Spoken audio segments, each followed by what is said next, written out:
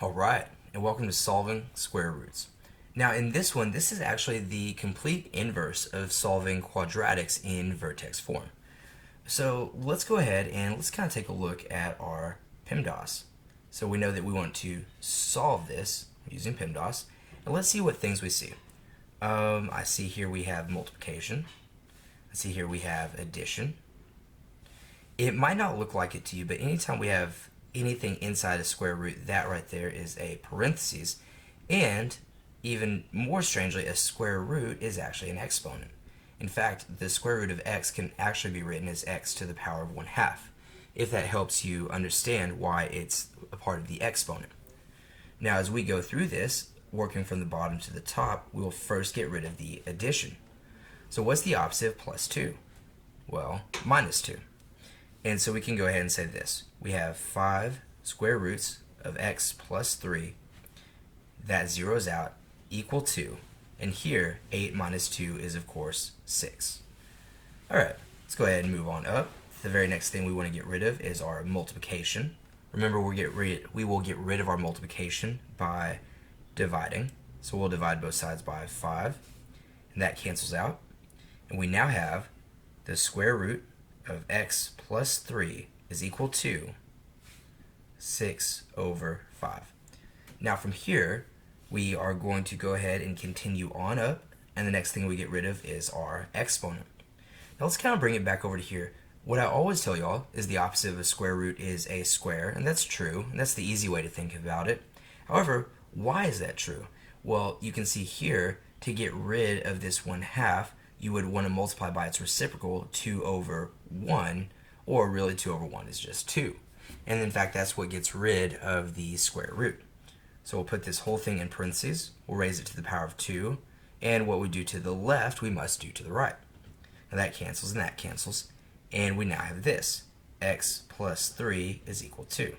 However, how does this work out? Well, 6 over 5 squared can actually be written as 6 squared over 5 squared. And what is 6 squared? Well, that would be 36. What is 5 squared? That would be 25.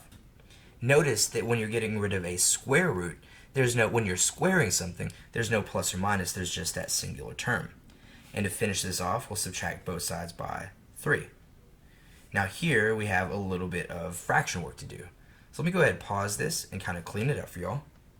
Okay, so we have 36 over 25 minus 3, and let's write that as 3 over 1.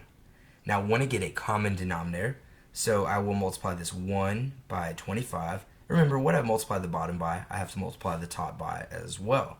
So we now have 36 over 25 minus 3 times 25, or 75 over 25. And so what's 36 minus 75? And for such large numbers like this, I would highly encourage you just use your calculator. 36 minus 75 will of course give us negative 39. So negative 39 over 25 will be our final answer. And that is what x equals. Alright, let's go ahead and move on to one more example. Okay, in example 2, we see we have 8 minus 1/2 square root x minus 4 is equal to 12.